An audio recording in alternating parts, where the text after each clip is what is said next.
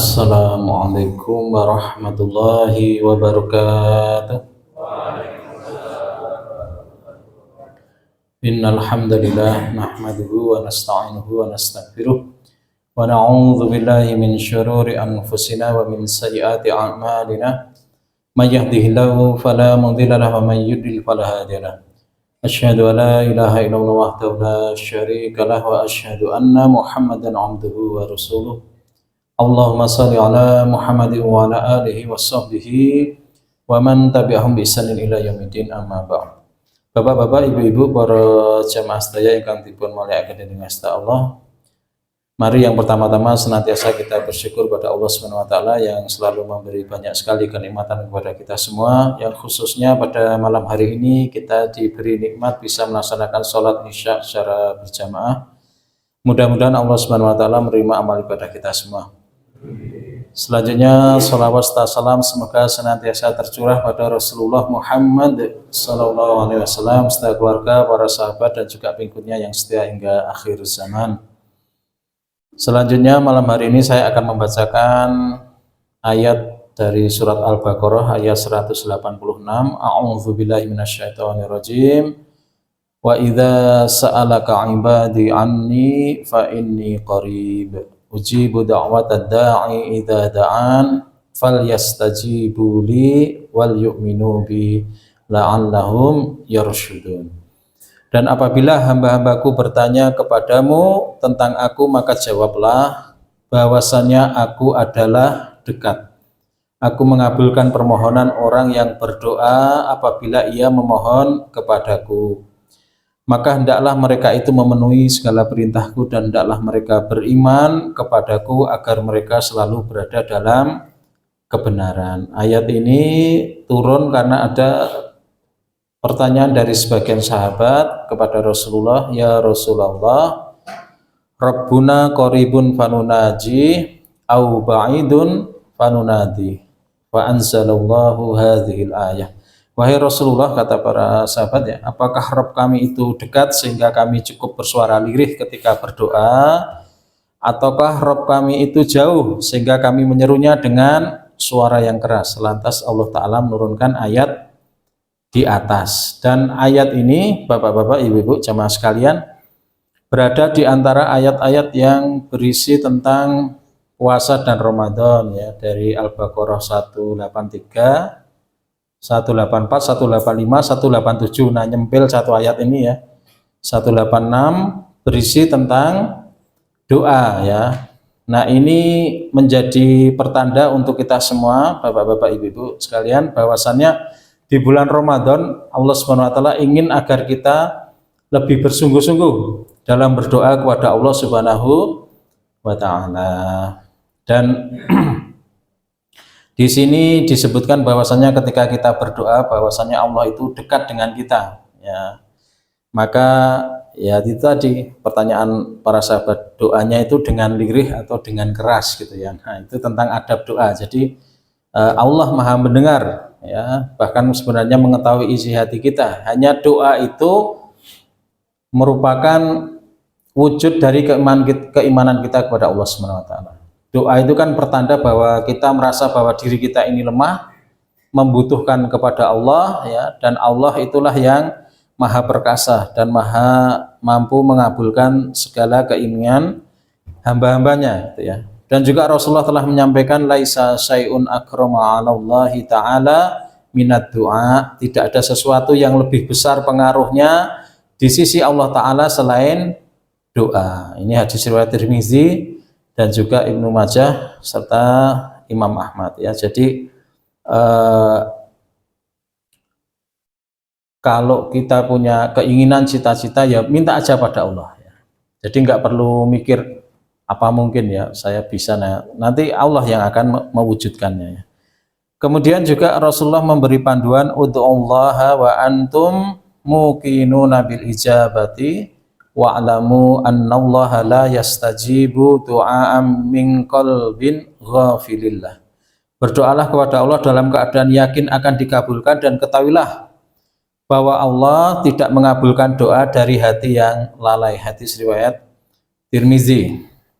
Nah, baik. yang terakhir ya, biar ayem kalau ini cuma kultum ya. Ada satu hadis terakhir saya bacakan ya. Ini hadisnya lumayan panjang ya. Ini terakhir ya, saya bacakan satu hadis. Min muslimin yad'u bida'watin laisa fiha ismun wala qati'atun rahimin wala qati'atu rahimin illa a'tahu Allahu biha ihda salas, imma an tu'ajjala lahu da'watuhu wa imma ayyada akhiraha lahu fil akhirah wa imma ayyasrifa anhu minasu imislaha. Qalu, ini para sahabat ya, qalu idzan nukthir, qala Allahu aktsar. Tidaklah seorang muslim memanjatkan doa kepada Allah selama tidak mengandung dosa dan memutuskan silaturahim, melainkan Allah akan beri padanya 3 hal. Yang pertama, Allah akan segera mengabulkan doanya. Yang kedua, Allah akan menyimpannya baginya di akhirat kelak. Dan yang ketiga, Allah akan menghindarkan darinya kejelekan yang semisal. Para sahabat lantas mengatakan, kalau begitu kami akan memperbanyak doa. Nabi SAW lantas berkata, Allah nanti yang memperbanyak mengabulkan doa-doa kalian. Hadis riwayat Ahmad. Nah, jadi kalau kita berdoa, ngapunten bapak-bapak, ibu-ibu, bilih Gusti Allah menika mboten badhe membiarkan atau menyia-nyiakan doa-doa kita. Ya, doa-doa kita itu akan dihargai ya dengan sangat luar biasa oleh Allah Subhanahu wa taala. Sama seperti kita misalnya sedekah ya, Pak. Sedekah cuma sebiji kurma, Allah akan nerimanya dengan tangan kanan, bahasanya begitu ya. Diterima dengan kanan dan akan dipelihara oleh Allah sampai sebesar gunung.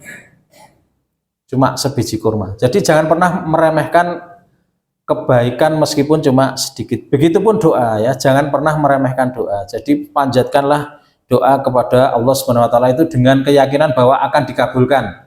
Meskipun sekali lagi pengabulannya terserah kepada Allah Subhanahu wa taala. Karena Allah yang paling tahu kapan akan terkabulnya, yang terbaik doa itu terkabulnya kapan gitu ya. Misalnya kita bisa ambil contoh Nabi Ibrahim alaihissalam itu berdoa sungguh-sungguh kepada Allah untuk diberi keturunan untuk melanjutkan dakwahnya ya. Sarah istrinya itu dinyatakan mengandung ya, diberi kabar bahwa istrinya mengandung oleh malaikat itu ketika sudah sepuh sekali. Sampai Nabi Ibrahim kayak nggak percaya, apa benar istri saya mengandung gitu ya. Nah, tapi begitulah Allah kalau menghendaki. Begitu juga Nabi Zakaria alaihissalam ya. Beliau juga berdoa sampai sepuh baru kemudian diberi momongan. Jadi jangan pernah berputus asa bahwa doa-doa kita itu didengar oleh Allah Subhanahu wa taala. Yang kedua, Allah akan menyimpan baginya di akhirat kelak. Dados menawi teng akhirat teng donya dereng dipun kabulaken, benjang teng akhirat kita badhe melihat akan nyekseni donga-donga kita niku pun wonten catetane. Ya, sudah ada balasannya dari Allah yang disediakan kelak di akhirat yang akan membantu urusan kita kelak di akhirat, memudahkan urusan kita di saat situasi yang kita memang sangat membutuhkan pertolongan Allah Subhanahu wa taala. Nah, yang ketiga, bisa jadi dengan doa-doa kita Allah hindarkan kita dari kejelekan-kejelekan, dari musibah. Misalipun teng mergi ajeng ketabrak, ternyata sing jatuh malah sing gelangsar malah sing arep naba. Ya kan kadang emak-emak niku le mak keluar ngoten niku gitu. Amburine malah ajeng ngendani malah nyungsep. Nah, kadang-kadang kan ngoten niku guys. Jadi bisa jadi kita terhindar dari musibah atau bencana itu karena doa-doa yang kita lantunkan ya. Demikian jadi yang bisa kami sampaikan ya, Bapak-bapak, Ibu-ibu hadirin sekalian ya, terkait doa ini. Mari di bulan Ramadan ya kita sungguh-sungguh memanjatkan doa kepada Allah. Bahwasanya sekali lagi kami ingatkan, bulan yang mulia ini, waktu yang mulia ini tidak sama dengan bulan-bulan atau waktu-waktu yang lain ya, di mana zikir kita, doa kita itu akan diganjar oleh Allah berkali-kali lipat ya, akan diberi pahala yang jauh lebih banyak. Demikian yang bisa kami sampaikan, banyak kesalahannya mohon maaf. Aku qouli hadza wa astaghfirullaha li wa lakum. Wassalamualaikum warahmatullahi wabarakatuh.